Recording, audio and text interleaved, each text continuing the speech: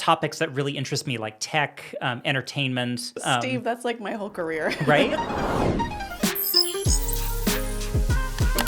Hello, everybody, and welcome to Outside the Fox, where we explore what's happening online and why it matters. I'm Kim Horcher. And I'm Steve Flavin, filling in for AJ Patel. And today we are covering a topic that can either bring an incredibly fulfilling experience or fill us with dread, and that is content discovery. Oh, I'll never be fulfilled. It's all dread. Go ahead, Steve. How do you avoid the doom scroll? I just try to find things that I like and soothe my brain. So instead of scrolling things that trouble me, maybe I'll look at cute animals. Maybe I'll find a little pygmy hippopotamus from Thailand and just watch them jump around. That's delightful. I'm just trying to mollify my spirit as opposed to find answers because I doubt I'll find them. I mean, that's fair. I think that's technically is the counterpoint to doom scrolling is what they call joy scrolling. I love how everything has like a technical little niche, category. But I was reading somewhere that the human justification for doom scrolling comes from our innate desire as humans to find answers to things and to intake information, and the rationale that if we just have more information about a certain topic, it'll resolve our anxiety and uncertainty around it. And what usually ends up happening, and especially now in our highly polarized, clickbaity world of online content, it just leaves you wanting more. And It's never worked once in my experience. fortunately, today we are here with Alex Dallenberg from Mozilla, who's going to give us some insight into content discovery tips and how to avoid the doom scroll. How are you doing, Alex? Hey Steve, hey Kim, great to be here. Do you doom scroll or joy scroll? Name the scrolling. I probably do it. I'm kind of a professional scroller for Mozilla, as it were. I'm a staff recommendations editor on our editorial team. And my job is really thinking about how content recommendations show up in Firefox, specifically Firefox new tab. Every time you open up a new tab, you might have noticed there's content there. So that's me and my team. So we're thinking a lot about how Firefox users discover and consume content on our surfaces, and how it appears, how it makes people feel, and how that content experience aligns with Mozilla's belief in fostering a healthy internet. So in your day-to-day, I'm super curious, like how much content do you consume? I can't really put a number on it, to be honest. I wish I could. Too much, probably. So I've had to like think through my own relationship with content a lot, just for my own mental health, because I kind of work next to the nuclear reactor. We're trying to give people like a healthy content experience, but you have to sort through a lot before you can kind of curate that. What is your criteria when you're curating news articles and content that surfaces in Firefox new tab? What are some of the things that you look for? We've got a couple kind of mantras when we're curating content. Content should make people feel expertly briefed or greatly entertained, or maybe like a combination of the two. We're definitely not looking to create that doom scrolling experience. In your estimation, Alex, what makes us fall into the trap of doom scrolling, and how do you avoid it yourself?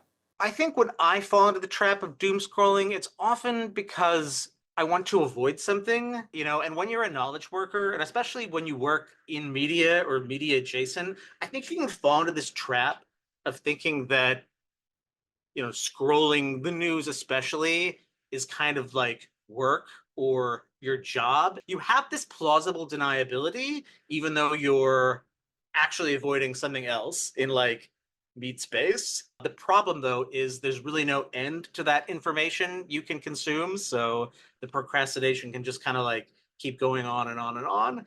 I mean, I related to that because I am trained as this. It's just, I see it and I go, it's my duty. I have to know what's going on. I have to know what's going on at 1 a.m., even though I cannot take any action whatsoever. And, hearing it out loud, it is a pretty pointless endeavor. What do you do to combat that feeling that you must be aware of everything going on? You've got to know what's trending. You've got to know what's happening. I really wish there was one weird trick, but There's not.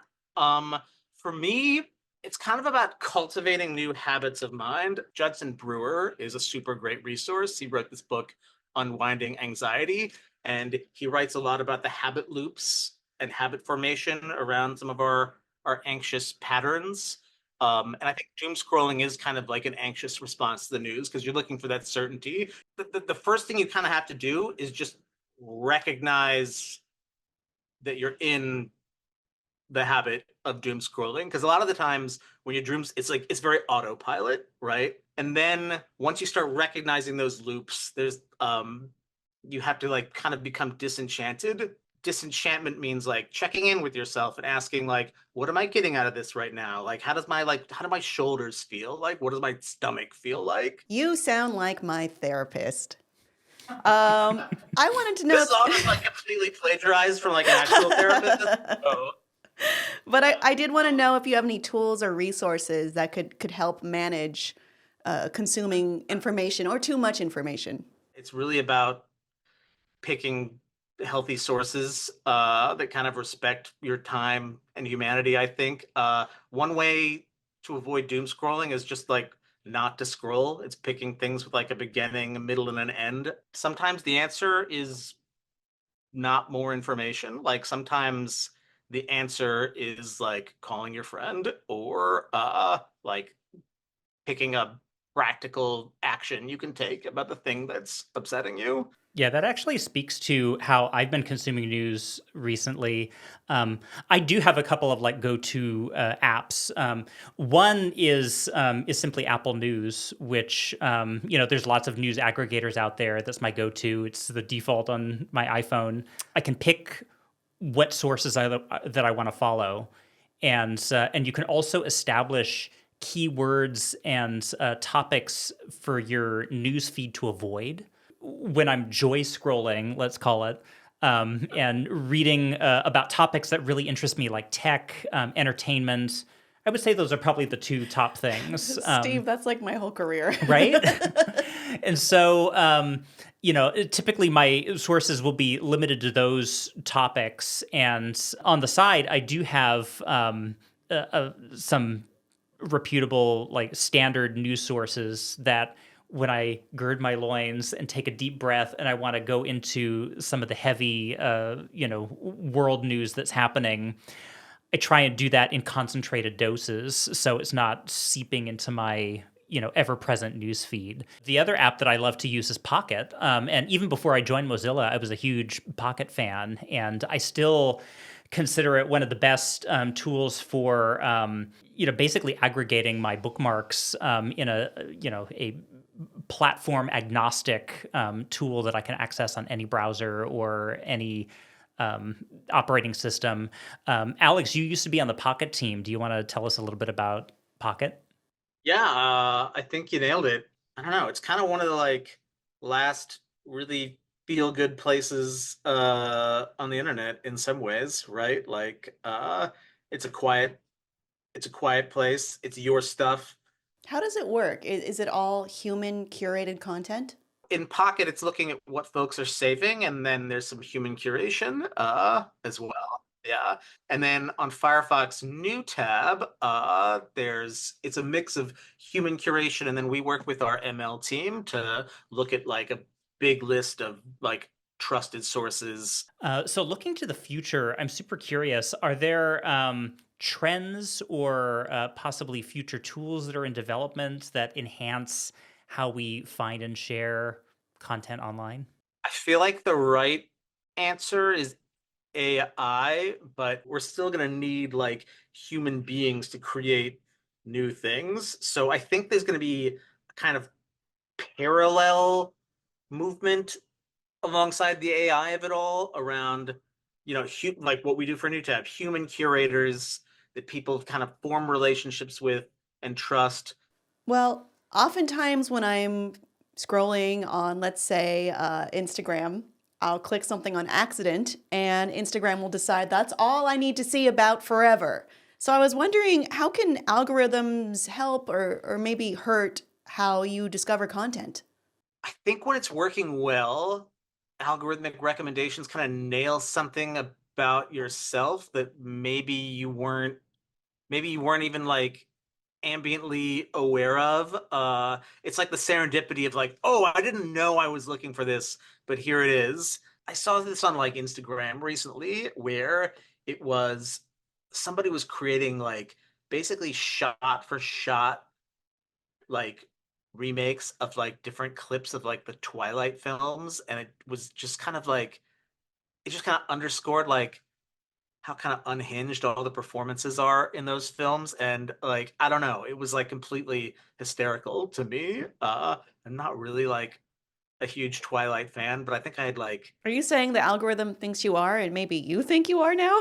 okay, I'm like an accidental Twilight fan because I had like I used to do a podcast with my wife about Harry Potter, and we did like a Twilight episode as like a joke once. So I don't know, somewhere Instagram was like, this guy knows his Twilight. I haven't been on TikTok in a hot minute, but I feel like that algorithm is like scary accurate Scary in terms good. of it feels like it's reading my mind. I've had like the opposite experience actually on TikTok where I'll get on it and I can just like kind of feel it trying to radicalize me.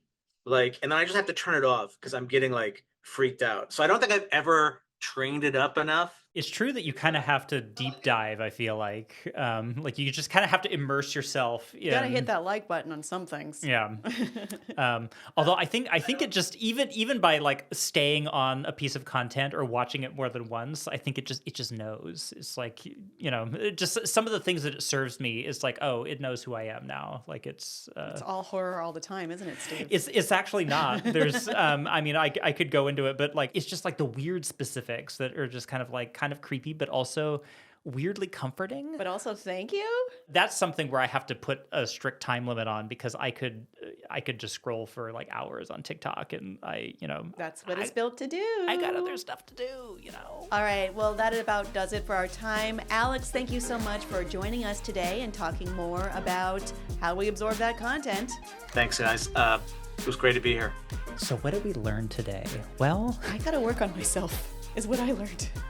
doom scrolling bad, joy scrolling good. Please subscribe to the channel if you haven't already, and be sure to download Firefox because you know it's the best. Thanks, and we'll see you next time.